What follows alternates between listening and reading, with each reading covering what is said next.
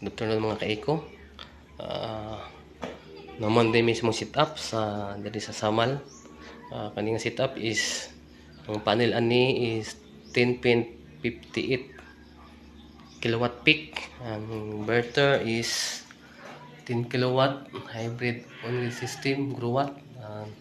May duha ka battery 200 Ah ang isa 280 Ah.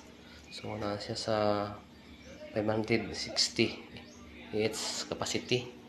So functional na ang system siya. Functional na ang battery, charging isa ka battery, charging yapon 46%. So kani is naka-back up siya karon kay maupaman na human. So kung gusto sa client nga ipa time of use, so ang willing i-set up ano siya.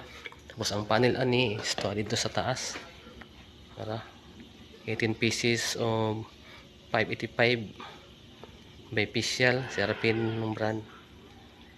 Okay, so ito na ang system. Na IBR, MTS, I mean, tapos in case of emergency lang jud na genset na nakaabang.